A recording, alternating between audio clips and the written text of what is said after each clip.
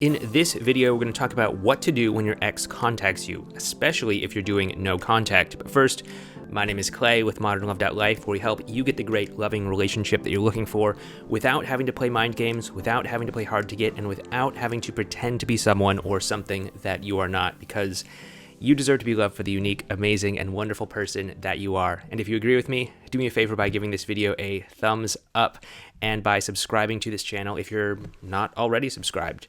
Also, I do want to let you know that we do have our course called the Ex Solution Program, which covers the entire journey of getting back together with your ex, navigating their emotional world, doing no contact if that's something that you need to do. Not everyone needs to do that.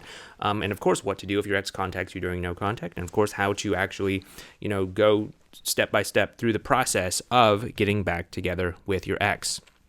You can find out more about that in the description box below this video, but, if you're not ready for it, that's totally okay. I'm not going to hard sell you on it. But let's go ahead and get into the topic of this video, which is, again, what to do if your ex contacts you. Now, if you're doing no contact, if you've decided to do no contact, if you've heard about it from, some other place or maybe even me, and you've decided that, okay, yeah, being out of contact with my ex for a while makes sense. What do you do when they actually contact you? What do you do if you're just going through your day and you're not specifically doing no contact and your ex contacts you? It can be kind of confusing because on one hand, it's like, well, should I talk to them? Should I not talk to them? Should I keep doing no contact? And all of these sorts of things. Now, I want to make a little bit of a distinction because my approach is maybe a little bit different than other people's approaches. Other people will tell you to never, ever, ever contact your ex, and that's totally fine. If you don't want to be in contact with your ex, if you don't want to see what's possible between the two of you, that's totally fine. Especially if you don't have kids together or something. Obviously, if your ex contacts you and you have kids together, answer the phone. But if you don't need to be in contact with your ex and you don't want to be in contact with your ex, then you don't need to. But if you want to see what's possible between you and your ex because maybe you still have feelings for them, maybe you want to see if the two of you can get back together, maybe you want to see if you might even want to get back together, the first thing you want to do is to make sure that you're out of damage control mode. We've talked about damage control mode before, and this is that panicked state of mind that many people find themselves in when they are, especially immediately after a breakup, but it doesn't necessarily have to be immediately after the breakup. There are lots of things that can send you into damage control mode, like finding out your ex is dating someone else, finding out that your ex is, saying things about you, potentially even your ex contacting you in general could send you into damage control mode. And you want to check in with yourself and see, okay, am I emotionally in a good place to actually be in contact with my ex if I want to be in contact with my ex? If you are not in a good place to be in contact with your ex, then it's probably not going to do you a whole lot of good to actually respond to them or pick up the phone or reply in some way. It might make sense for you to let them know, hey, thanks for contacting me.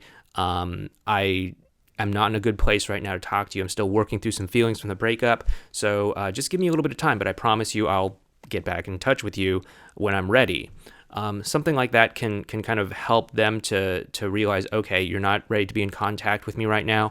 And it's about, things that you're going through, not necessarily about anything that they're doing. You're not necessarily trying to play a mind game on them or anything like that. It can be really helpful to just let them know that if you're not ready to be in contact with them right now. And then I also want you to think about, are you realistically in a place where you think you can have a positive interaction with them? If you're not in damage control mode, are you in a place where you think that you can realistically have an interaction with them that's going to be beneficial for you, for them, for both of you, all of these sorts of things? If you're, seething with resentment or contempt for, something that they did or some way that they hurt you or something like that, probably not a great idea to be in contact with them. If they're seething with resentment or contempt or something like that, also probably not a great idea unless you have some expert level, skills to be able to diffuse that emotional situation. You also want to make sure that you're connection focused if you are going to be in contact with your ex. When it comes to the whole idea of being connection focused versus relationship focused, you can kind of think of it this way. If you're relationship focused, you are picking up the phone so that you can try to get back together with your ex, or so that you can try to make it look or seem a certain way.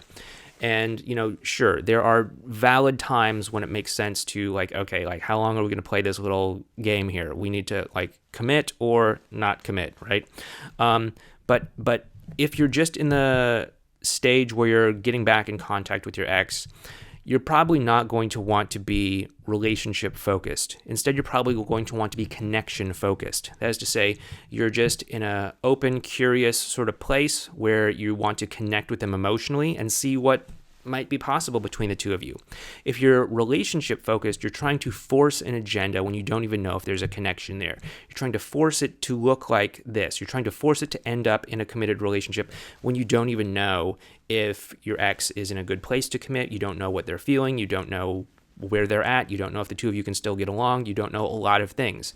And if you are relationship focused, when you don't know all of these sorts of things, you run a very big risk that maybe your ex isn't ready to talk about being in a relationship yet because you haven't heard out their emotions, you haven't heard out what they're going through. And if you try to force that, it can actually do a lot more damage. It can make your ex think that okay, you're just using me as a means to an end so you can tick the box of being in a relationship, or so that you can feel better about yourself by getting back together with me. Basically, I am some sort of vehicle for you to feel better about yourself. And that doesn't feel good for them.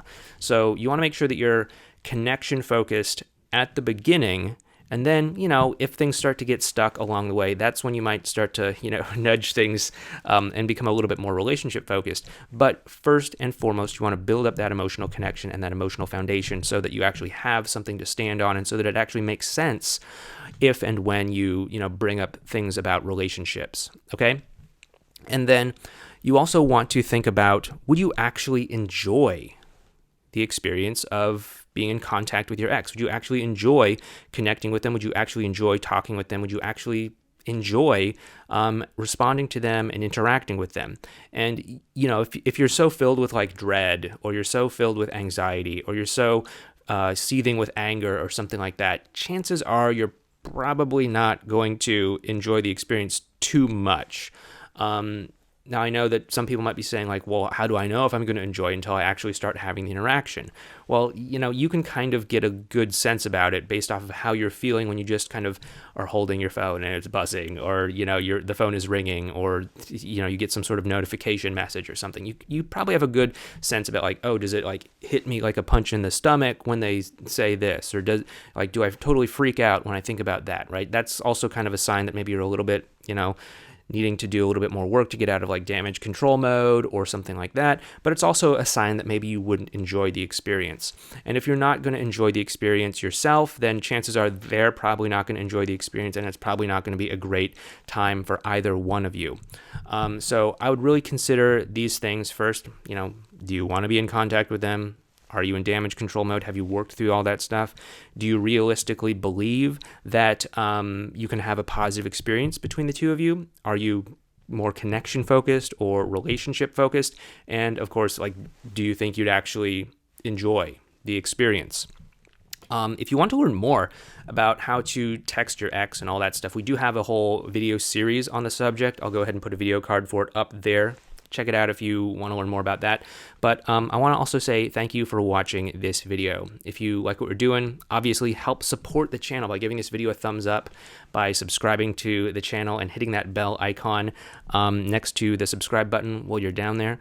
And just thanks so much. I know we're going through some tough times right now in the world, and there's a lot of uncertainty.